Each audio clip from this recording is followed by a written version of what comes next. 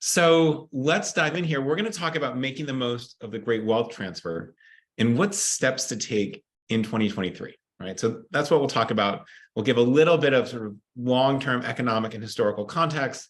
We'll talk about what it means for giving right now. And then we'll talk about what do we actually do? What are the tactical things we got to put in place right now? Small housekeeping notes, a couple of these. One, this is approved for 1.0 CFRE credits. Like most of these, at the end of the session, so in call it 45 minutes, we will drop a survey into the chat and let us know if you need it. So just make a note there. This is the agenda for today. I won't read it all aloud because you can all read. But important note here at the bottom is that the recording and the slides will be sent around after the fact. So a lot of times people say, oh, this was so good. Or, I mean, hopefully you'll say it was so good, but then they'll want to share it with coworkers or say, wow, minute 13 to minute 15 was really important that my communications team understands it or my finance team. And so you can go ahead and share this after the fact, and I'm going to try to make that as useful as possible for you.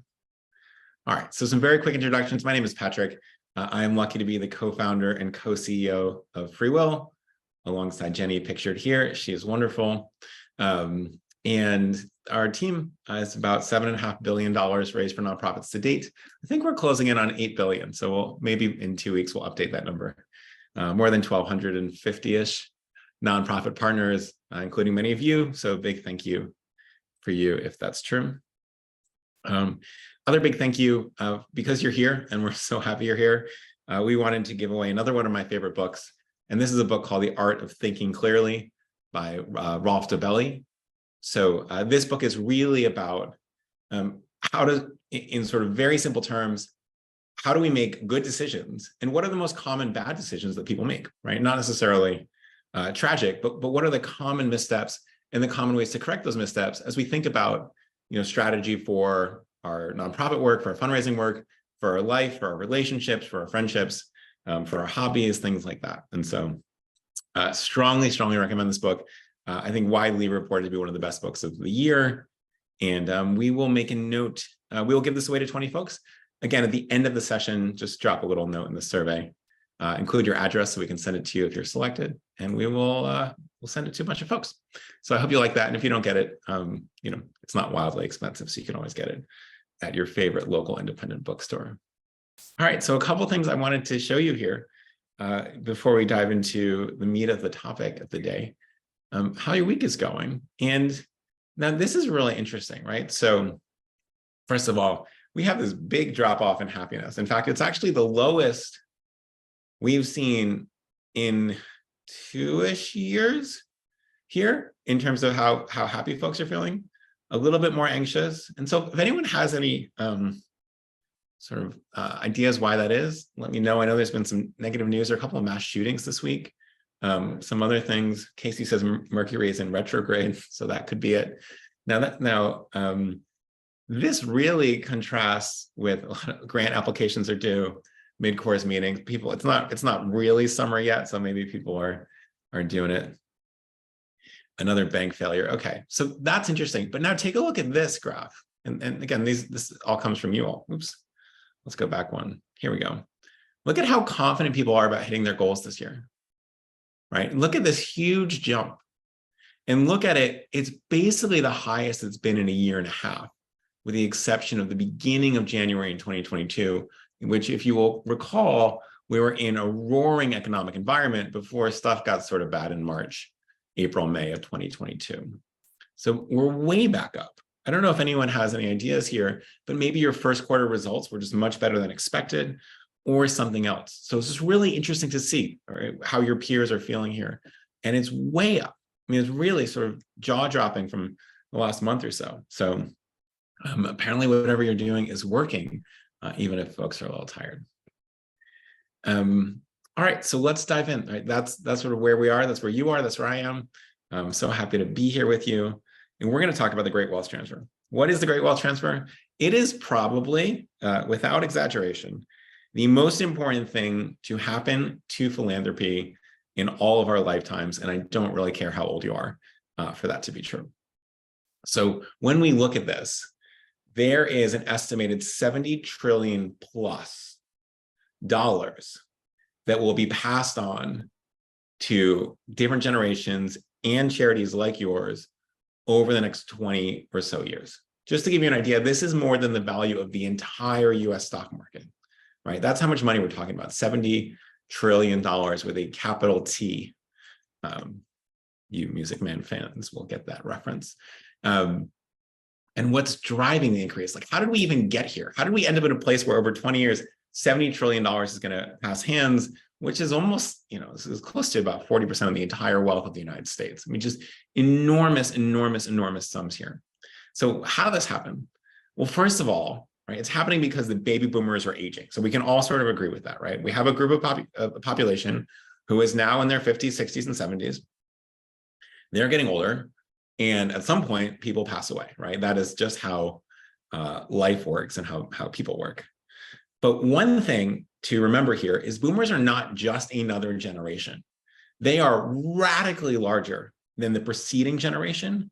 And actually, most people don't remember this, radically larger than the subsequent generation, right? So it's not in here now, but I was talking to a group in Chicago recently, and we sort of did this quiz that I might have done with some of you in the past, which is, how many 70-year-olds, are there for every 80-year-old?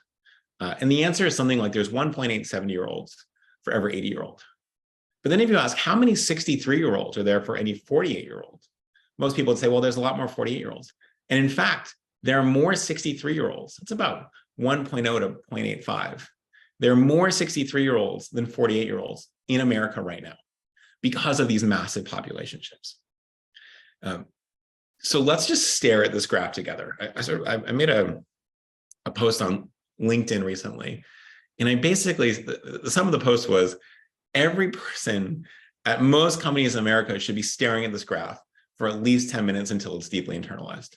Because this is going to change real estate, it's going to change finance, it's going to change the hotel and travel industry, it is certainly going to change the nonprofit world. So let's just look at this. You look at the silent generation, 47 million people born between about 1928 and 1945. A lot of people. Then you look at almost double, not quite double, but almost double that boomer generation. And so when you all who are in Planned Giving for a while, you've been climbing uphill because that silent generation is not that big. And by the way, it's not that wealthy. And then the post-war boom comes and boomers are born, and they're born into incredible economic growth. We'll talk about that in a second. And there's a ton of them, right? This is sort of returning enlisted men come home from World War II and have a ton of babies 9 months later, right? That's sort of how humans work. We won't get into too much detail there. And they have a lot of babies, right? Because just the sort of environment, right? A lot of folks getting married, not a lot of access to birth control that will show up later in the sort of early mid 60s and certainly through the 70s and 80s, and different things happen. And so you just have a ton of people here, right? So that's the first thing. This population has a ton of money because there's a lot of people in it. So even if they had exactly the same amount of money as silent generation per person, there would be way more money here, right? You see this in birth rates. So the way that demographers typically talk about birth rates is births per 1,000 women aged 15 to 44, right? And hopefully some of that's in the middle of that range. But look at how first of all, look at how deep that drop is in the 30s and 40s, right? So if you were in Planned Giving 5 years ago, that's the sort of group you're hanging out with. And now look at how different that is. I mean, you see that huge jump in 46 that I talked about, and then it goes up and up and up all the way through about 1959 when it peaks, and all the way through 1964. And then look at how big that drop off is. So, the other things that those of you at colleges, let's go back to this graph for a second. Millennials are a little bigger than Gen X. Why is that? Because millennials are the kids of boomers. Now, Gen Z, smaller than millennials. Why is that? Because they're the kids of Gen X and some older millennials who are having kids early. And so that's a much smaller population, right? Fewer parents equal fewer kids. Pretty simple math there. So what else is driving the increase in wealth? Well, we have a lot more people, but a couple other things happen historically. Women enter the workforce at much greater numbers in the 70s and 80s than they did in the 40s and 50s. And so suddenly, yeah, we have a whole bunch more people, but it means we have a lot more income earners, right? They also married later and they had children later. They divorced at or remained single at higher rates.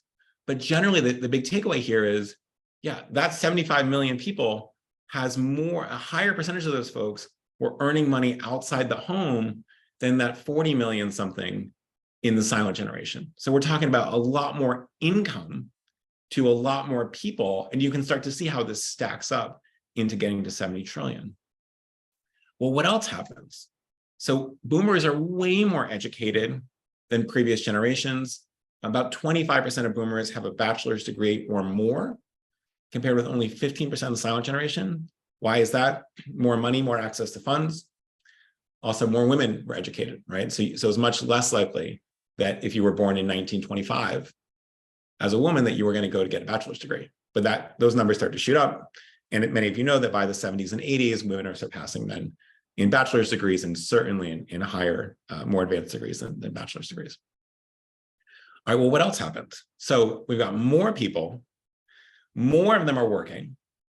Many of them that are working are making more money because they're more educated, and that allows them to capitalize on things like globalization, technology, productivity gains, right? So their incomes are going up and up and up, and then they're putting a bunch of this money away. And what's happening to the money they put away? Well, they live through outstanding economic performance, right? 45% of boomers purchased their first home between 25 and 34, compared to 37% of millennials in the same time frame.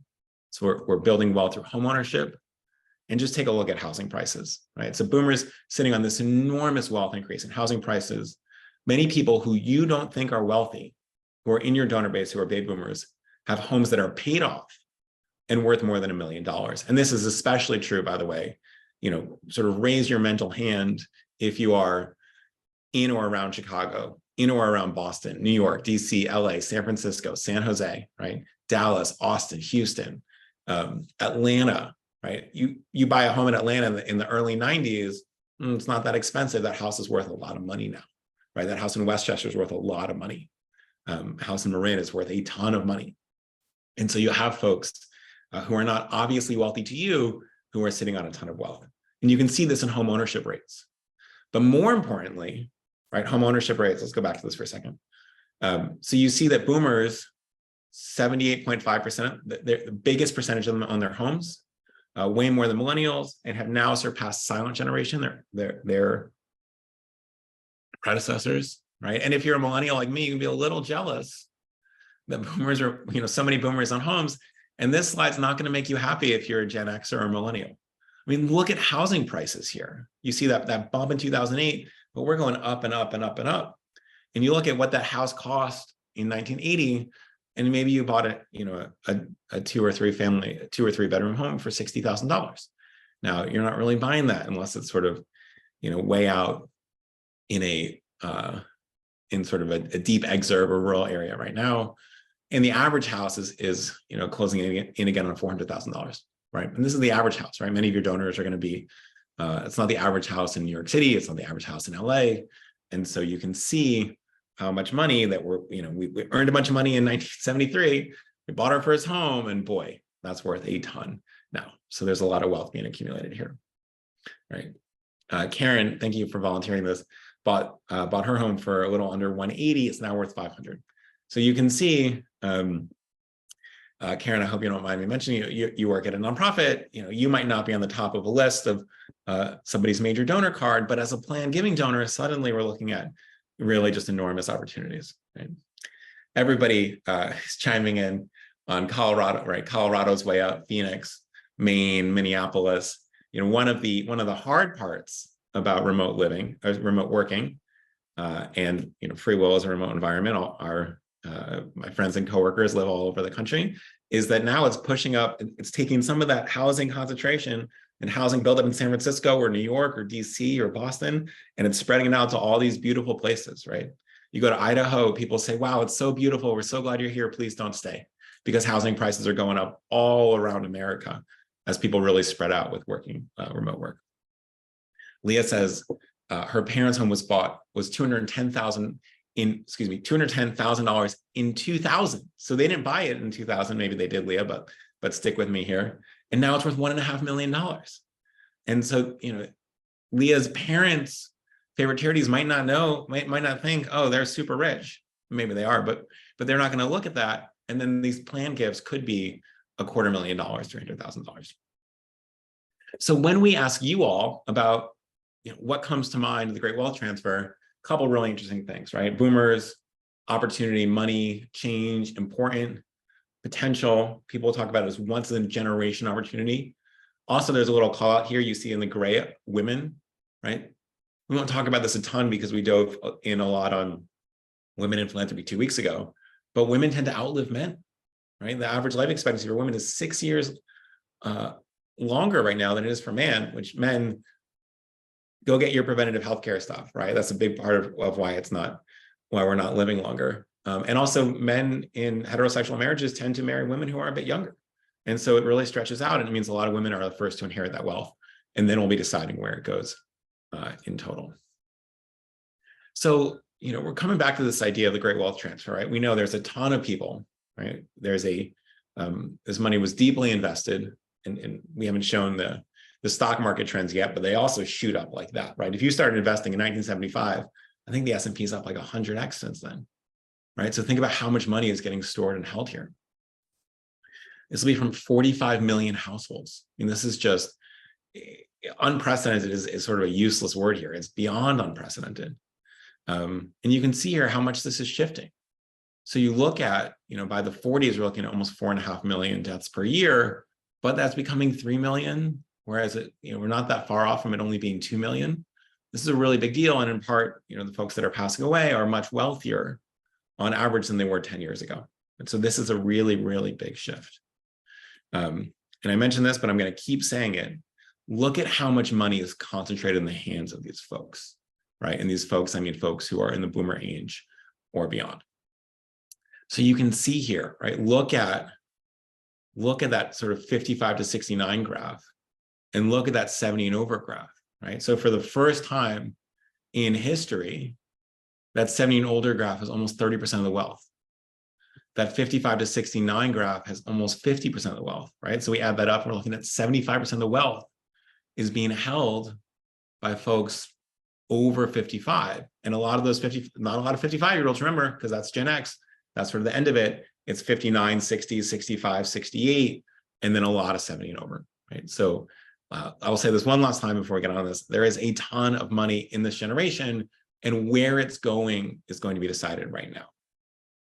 So again, 70 trillion buckets of money are going to go to younger generations, and then hopefully a lot of it will go to charity as well.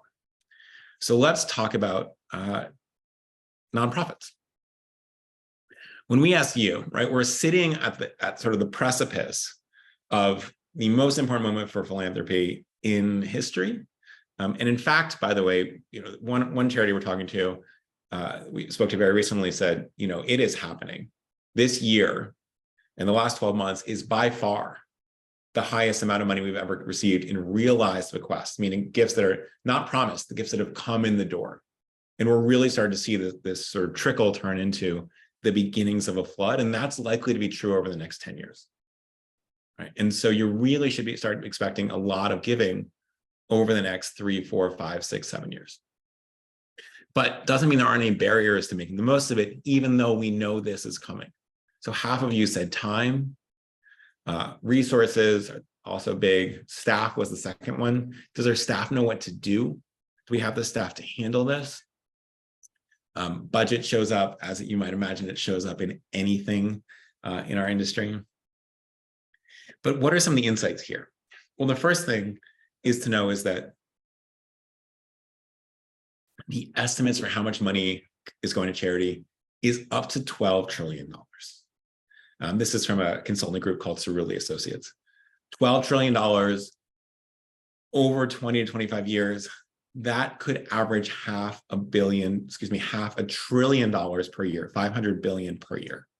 Many of you will know that that is more than the entirety of all charitable giving right now, right? And you might even find that unbelievable. My sense is that this is an aggressive estimate, but we will plausibly be seeing $150 billion a year. in bequests within the next 6-7 years. And we'll be ramping up to that. It's about $40 billion a year right now. But that's how big this is drifting. Much of that will be inherited by heirs. We'll talk about that in a second. One of the challenges is that where this money is going is a little bit of a jump ball, because only 34% of Americans have an up-to-date estate plan like a will or trust, even though most folks think it's very important. And 26% see a bigger need due to inflation for more of a plan here. So you can see this, how many folks have a will? We're getting a little better here. This is a Caring.com survey, but it's not that high, right? 34% is bad. Now you might say, well, that's just younger folks. And it is true that 18-year-olds need a will and mostly don't have one. And 35-year-olds need a will and also mostly don't have one.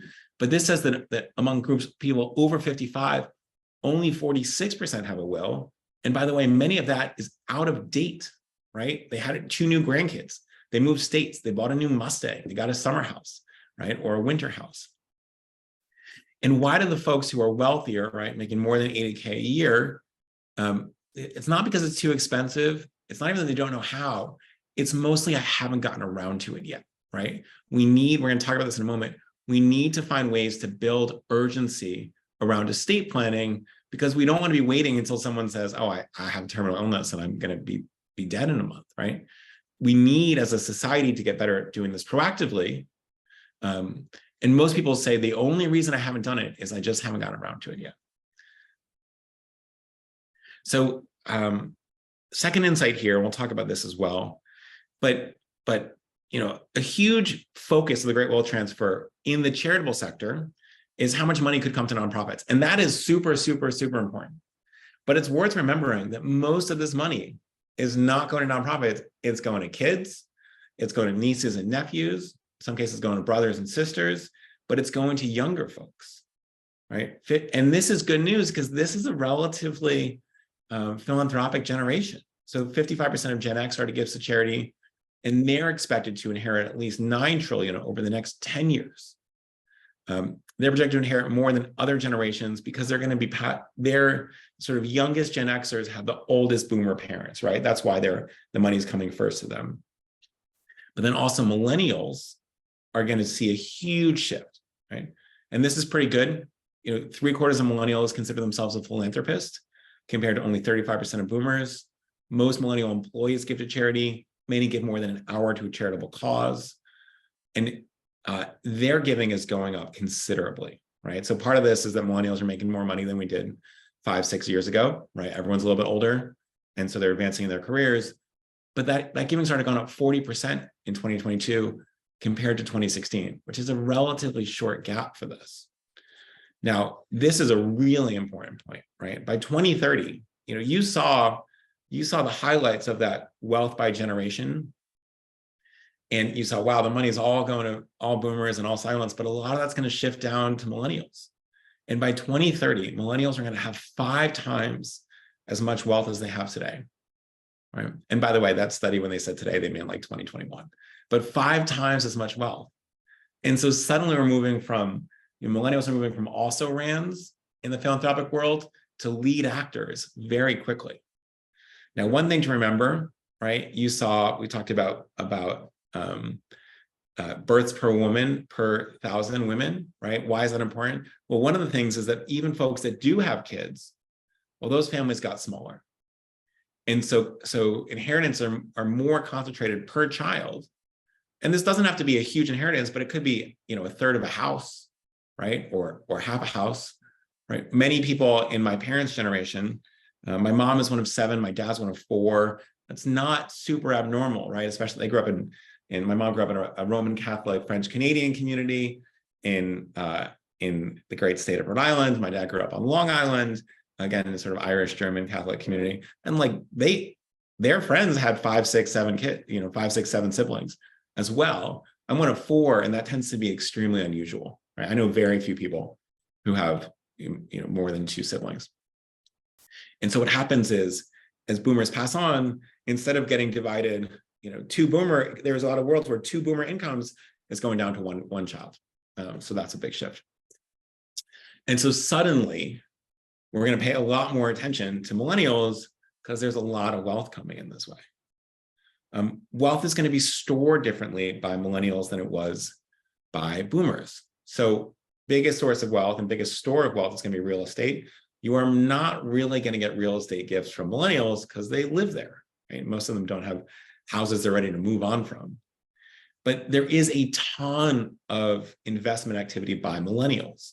And these are actually very likely to be a source of gift over the long haul. Crypto continues to grow. There's a huge nosedive of crypto over the last 12 months, but it's sort of back. I mean, crypto, I think, is Bitcoin's inching up to $30,000 again. That's big. It wasn't quite at its peak, but it's dramatically higher than it was 4 or 5 years ago. And it's clearly has some real staying power. A lot of millennials are opening donor advised funds, and you might expect even more so to do so when they begin inheriting money. We also see that investing has become a really big focus. 1 in 4 Gen Xers invest in crypto. 38% of Gen X own stock. They hold about a quarter of the total market. Almost 60% of millennial investors own crypto. And there are 600,000 millennial millionaires in the United States already. Now, pardon me, when we talk about millennials, we often ask people, how do you think millennials got to be millionaires? And people say, oh, tech, crypto, finance. But more than half, this should show up here. Well, more than half of millennials who are millionaires already became millionaires by inheritance, right? Not through compensation or other things. Right? Millennials are already looking for ways to maximize their impact. And in fact, those that are creating DAFs, more than half of them said the top reasons was to help get money in there, grow it, and create even more impact. Now, that's different than the way that boomers and Gen X are viewing it. And so we see a lot more here, right? So let's talk about some real tactics to prepare. First things first, right? One of the things that's really important to understand when we go back and we really visualize that number of people born by generation and just how enormous the boomers are. Well, the key here is not only is there a lot of planned giving potential, but that's a lot of your donors right now, right? Most of you, if you had to guess, what percent of your donors are over 58, 59, most of you would say way more than half, right? Now, there are a couple of exceptions there, but that's going to be the norm. And so some of those donors pass away and stop giving. If we are not filling and by far surpassing that loss with planned giving, we're going to be in a tough spot. So it's really going to be a tale of two cities as we think about nonprofits going forwards, because the folks that are really good at planned giving, well, they're going to be thriving and they're going to be seeing, huge sums coming in. But the folks that aren't, not only just miss out on that, which is obviously a big problem, but as donors age and pass away, or even just retire and stop, get a little bit more conservative with their money, a lot of that funding is going to drive up, right? So we're really looking at a fork in the road for most nonprofits, and I just want to sort of overly emphasize that before we go forward. A couple strategies here. One is we obviously need to make it easier for people to do estate planning, and we need to make sure that when they're doing estate planning, they're thinking about charity, which is not the norm, right? So a couple keys here. One is education. How do I actually, what can you tell me to help me get started on an estate plan and a planned gift? 2 is, how do we reduce the barriers? Now, this isn't just money, right? People think, oh, well, money is the barrier. A lot of it's, I don't know where to start. I don't know who to talk to. My own parents never told me about this, right? They might say, we don't talk about this at dinner parties. How do we really solve this problem? And then the bigger barrier, right, probably the biggest barrier, is this urgency, right? When we looked at why aren't older folks with some means not making estate plans, it's the I just haven't gotten around to it yet. And so what we see here is folks like this organization called Second Chance for Pets, which does great work and is already seeing a ton of success in plan giving. Well, they're reminding people of the importance of estate planning. And in particular, if you're an animal organization, I want you to really sort of take a mental snapshot here and then go back and look at this slide when you are, after the session. because animal organizations do so well on planned giving because they're able to remind folks in this way about estate planning. They say, if something were to happen to you, what happens to your pets? Please just make sure you have a plan. And then they say, well, here's some resources. And by the way, if you want to include a gift to us, that would be great, but you're under no obligation to. And then suddenly money just rolls in terms of new bequest commitments. This is one of the most effective strategies we've seen across any sector, across any type of giving. So that's a big one. And by the way, if you're not an animal organization, which is going to be true for most of you, think about what are the ways that we can help sort of give extra importance to estate planning that is part of our mission. So we want to provide easy ways for people to think about estate planning. Obviously, there are online tools like FreeWill. We're passionate about this. That's why we built it. This is not a sales pitch for FreeWill. You can also do some really basic will-making kits. You could have a list of estate planning attorneys. And there's a couple of other options here. But the other thing is that when we interviewed, and so a lot of the work behind FreeWill came from some research that Jenny, who you saw in one of the early slides, and me did when we were, and I did when we were grad students at Stanford.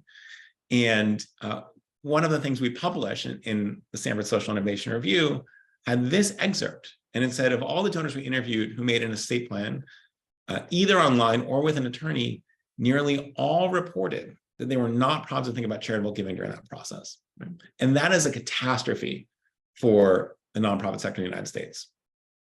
Because the research, the academic research shows that when charitable giving is not suggested, only about 5% of people will include charitable bequests.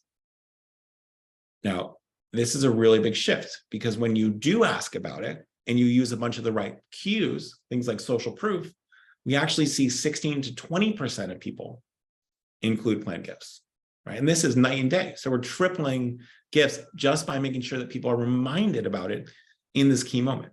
So if you have a major donor or anyone that really loves you who is going to do their estate planning and is not going to get prompted to think about this, you just cut your chances of getting a bequest by 2/3, right? It's not great. Step 2, there are a couple times a year when urgency is really possible. January, we see a lot of gifts around New Year's resolutions. August is Make a Will month. Those of you that said we don't have the time for planned giving, if all you do all year is participate in Make a Will month, you are likely to have a relatively successful planned giving program.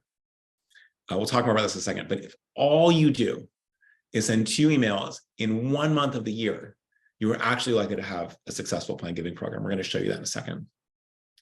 October has something called NEPLAW, National Estate Planning Awareness Week. This also tends to be really effective. But I want to show you in a moment just how effective this is, right? These are by far the most effective ways that we've seen in order to generate new gifts alongside nonprofits like you. And in 22, right, last August, more than $600 million came through in bequest commitments. And during this NEPAW, in 1 week in October, another 22 million came out just through emails that we helped write for nonprofit partners. Now, just take a look. Well, I'm going to show you this graph in a second. I can't wait to show you.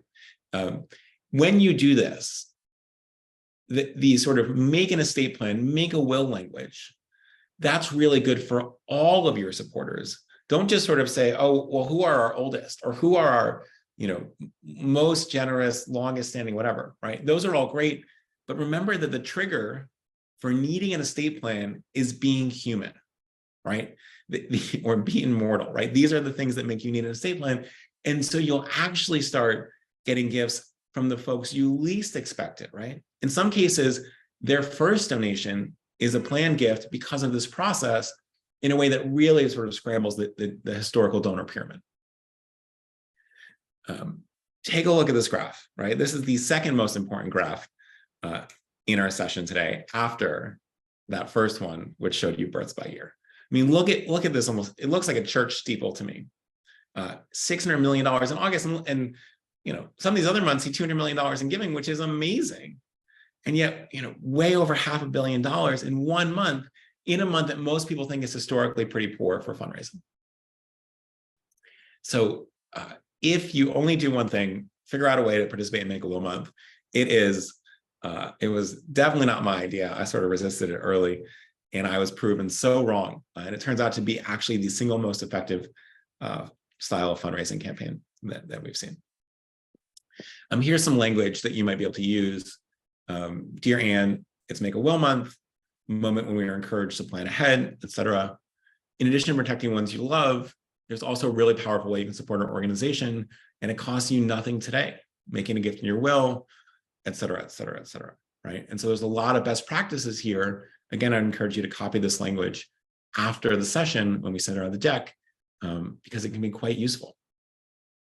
This really goes to the idea of being top of mind when we're doing estate planning, right?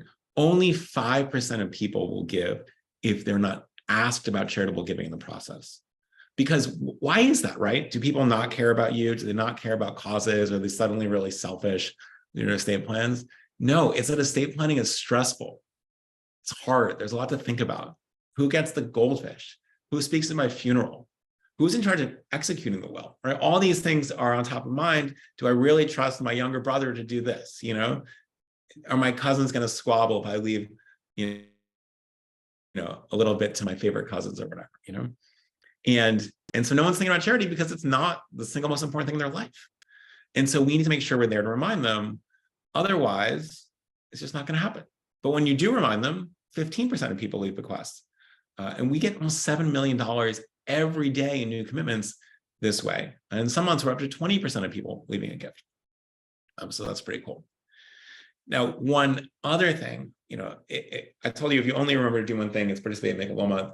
The second important thing is when you're asking for planned gifts, please, please, please ask for percentages of the estate as opposed to cash amounts. You know, someone leaves you $50,000 and you might say, wow, that's great. But you all have experienced inflation over the last few years. And if that person passes away in 12 years, well, maybe that $50,000 is actually worth a lot less than they expected.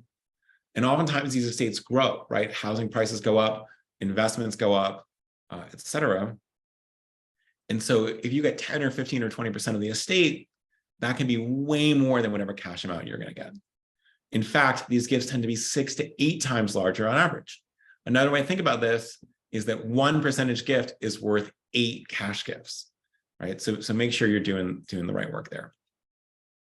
We wouldn't even give options. This is up to you, right? You can all make your own decisions, but I wouldn't say you can do either on your website. I would strongly encourage percentage gifts. Other things you can do, so you can do basic outreach to local attorneys. We find the best avenue isn't just say, hi, you know, I'm calling from local Humane Society, and I want to tell you how great we are. And I want you to encourage all your clients to do it. Instead, start asking them, hey, what type of clients do you serve so we can know who to send your way? How many of your clients think about charitable giving? Would you be interested in hearing a little bit about the work that we do locally, right? That tends to be a much better conversation. Again, you do want to consider having some avenues here to help nudge people towards planned giving. If it's free will, amazing. We love working with you. If not, no problem at all. And one thing that is available, if anyone's interested, is we have something called featureships, which means that Free Will is closing in on 1 million estate plans made. It's the #1 estate planning tool in the country. And so the question is, how can your organization be in front of everybody coming to our website from Reno, Nevada, right? Or the state of Iowa, or the entire United States, if that's your area of focus. And that can generate, tens of millions of dollars in bequests there. And keep in mind, this is also really important. It's becoming more important by the year. Don't forget about things like non-probate assets, particularly IRA accounts. There are $12 trillion in IRAs in the United States right now. These pass outside the probate process. So you need a separate way to designate beneficiaries here. These accounts are always going to be taxed. Excuse me. Always, always, always going to be taxed. Whether or not you're above the estate tax threshold, unless it goes to charity. So they become very popular as a way to leave a gift to charity and avoid taxes for the kids. Now, a really important tip here, some of you are already doing amazing work getting qualified charitable distributions, which are these tax-free gifts directly out of an IRA. Now, why is that good? Well, it's the most popular gift for folks over 70. It saves them a bunch on taxes. It tends to be bigger for you. All that's great. right? That's all good news here. But what else does it do? It introduces the IRA as a giving vehicle, right? The always taxed IRA is a giving vehicle. And suddenly, if you get a QCD, it's a good chance to say, oh, have you considered, making a tax smart plan gift and allocating the IRA to charity so that you can keep all of that post-tax money for your kids? And that tends to be a really interesting avenue to generate a lot more plan gifts. All right, we are let's talk a little bit more about focus. We have 10 minutes left, so I'm going to get through some stuff pretty quickly. Focus on who your best plan giving prospects are. So a couple interesting stats. Women give a little bit more than men. Pet owners, thanks to our data, we have found out that pet owners are more likely to give than non-pet owners. If anybody has any theories, feel free to add those in the chat. We're not sure why pet owners are more generous, but they are. So that's really interesting to see. But most importantly, this is sort of the third most important thing to do, right? So what's thing one? Participate in Make a Will Month. Thing two is ask for percentages over cash. Thing three is talk to folks without kids or who are not married. People without spouses or children are dramatically more likely to give. In fact, when we look at all of our wills, right, hundreds of thousands of wills, they only make up 16% of all people making wills. They make up half of all giving, right? So if you have a volunteer who is unmarried and has no children, and you don't think is super rich, this is a very good plan giving prospect, right? They're likely to be a homeowner, right? They're likely to have some assets. Those of you that have children know that children are really, really expensive, right? They're lovable, they're wonderful, but they're not cheap. And so it'll really, over the lifetime, folks without kids may tend to have more savings. But primarily, it's that you'll be getting a much larger segment of the estate, right? We received a notification recently from, again, a big-time animal organization who one of their donors just passed away. And actually that donor left her entire estate in 4 directions, 4 different animal charities, and everything was left to the causes she loved. So that was really, really cool. As we think about folks who are unmarried without kids, remember that more than half of women over 65 are unmarried, and this includes widows, but most people don't know this. Only 11%, as I mentioned earlier, of silents report being childless, compared to 16% among early boomers, 20% of late boomers. We also want to embrace family giving, right? So we talk about plan giving is great. A lot of that money is coming down to millennials. So a lot of folks are having the whole family in charitable giving to build stronger relationships. 72% of survey respondents from Fidelity say their family's giving style is very collaborative, right? So you want to embrace this chance to have a conversation. As we nurture these conversations, you can lay the groundwork for continued support. One thing that I thought was really interesting, I was at a plan giving conference in Houston, I don't know, maybe a year ago. And a woman from UT said that for their wealthier donors, they often will host sort of family meetings on campus as a way to introduce some of the younger generations to UT and sort of talk more about it. It's a really novel idea for your wealthier donors if you have a space like that. All right, step 6, the millennials are coming, right? The millennials are coming. There's 600,000 millennial millionaires in the United States. Half of them became rich through inheritance. This number is going to go up astronomically, right? Remember, millennials are going to have 5 times their wealth in a decade. And what that means is that there's going to be a lot of gifts coming. Last year, we, meaning Free Will, conducted a survey of Gen X and millennials whose parents or grandparents work with a financial advisor, which is a good proxy for have some money, but doesn't mean tons. 60% of them said they expect to receive inheritance of at least 100,000. 40% said at least $250,000. You can imagine 10% of that is way over $1 million. And this is going to happen overnight, right? And so estate planning becomes a much higher priority for them once they inherit. They're also more likely to give to charity. Millennials are more charitable than Gen X on average. But then the wealth is going to be new overnight. And that means that our role in educating the next generation of philanthropists becomes super important, because they're not, if folks who are becoming wealthy primarily through inheritance, it doesn't mean they ease into money. It means it's sort of, you go along and then all of a sudden, you have a sad event, your parents pass away, and you have way more money. And so the need to be educated by the sector, meaning you all, is really, really, really important. A couple other things I want to close with, and then we'll get a little bit of Q&A, but I apologize for taking so much time. There's just so much to cover in a session like this.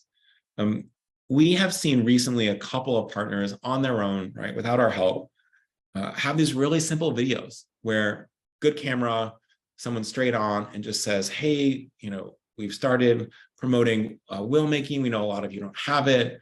It's really easy, take these steps, et cetera, et cetera. Each of these videos has generated more than $1 million in requests. I would be surprised if the videos took more than an hour and a half to make, but I wasn't there, so maybe it took a lot longer. They're 2-3 minutes, sometimes less. They feature one person talking directly to camera. They're friendly, they're gentle, they're warm, right? These things really matter in plan giving: friendly, gentle, warm. They don't make it seem super complicated. They just say, we just want to make sure this is here for you. If you'd like to leave a gift, wonderful. If not, no problem at all, but here it is. And these are both faith-related partners that have done it, but we're really interested to sort of see more. We're also asking permission from those groups to share it. So that's why I'm not showing you the video right now. We have to, respect all of our partners, but this is a really good idea. It's really good. And sometimes people feel pressure for their videos to be perfect. I'm here to tell you, these videos are good, but they're not highly stylized, and perfection probably takes something away, right? You don't want it to feel too polished. You want it to feel more authentic. And so you can do this, right? I don't care if you are a 2-person shop. If you're an animal shelter, hold a puppy while you're doing it. If you're a college, do it on campus. If you're, faith community, have your minister do it, or, what have you. These are really possible, right? If you're in a museum, walk through the museum and do it. Pretty simple and pretty straightforward. One last note on thoughtful language, because people always, ask well, how do I actually talk about plan giving? If you have some of you plan giving experts know all this. Some of you might be totally new to it. And so a couple of things that we found to be really useful that you can sort of try on for size and see if they work for you. In advertising, we like to say something like, even if you plan to live to 150, you still need a will. So get started today. And what does this do? It sort of tongue-in-cheek reminds people that they're mortal, but doesn't make it feel imminent, and sort of makes them feel silly for having any recoil for it. And so people sort of smile when they see this, and they say, oh yeah, I should do that. Other effective messaging, when a donor gets an email, they don't know who else gets that email. And so if you're 90 or if you're 81 or whatever, and you get a plan giving message, you might wonder, am I the only one getting this? Do they, I saw 5 new gray hairs, whatever, or my knees hurt extra. Are they really sort of targeting me? And one thing you can say is supporters of whatever from 18 to 88 choose to include us in their will or trust. Do you want information? And this sort of language of broad breadth does a couple things. It makes the older donors not feel targeted. It makes the younger donors feel like, oh, this is for me, right? And then I should think about having an estate plan. And we haven't talked about this much, but bequests from younger donors aren't so bad because it highlights, oh, this is a person who really cares. Maybe we'll get some more gifts early. And I honestly think it helps drive more gifts from older donors once they sort of feel along for the ride and bandwagon effect. So try that. Lizzie asked, by the way, are those videos done by donor peers or staff members? They tend to be done by staff members. Now, everyone loves a good donor story, so you could always try that too. But the ones that we saw were done by staff members. All right, we went a little long today, so my apologies, but we had to chat about Girl Scout cookies. We had to talk about historical trends. We had to talk about just how much money is here. We had to talk about some specific strategies here. And so a couple of things that we're going to do here before we wrap up. My colleague, Phoebe, who, by the way, put a ton of work here. So big thank you, Phoebe. If anyone says thank you, Patrick, what they really mean is thank you, Patrick and Phoebe, and mostly Phoebe. She's going to drop a, there she is. Thank you, Phoebe. Phoebe dropped a survey in the chat. Please click it right now. It will take you 25 seconds to finish. One of the first things is this will let you enter for the book by Rolf. So hope you win it. It's really good. It will help you think better. Second thing is, if you want CFRE credit, you must fill out the survey. So please do that. And we will back you up if you ever get audited.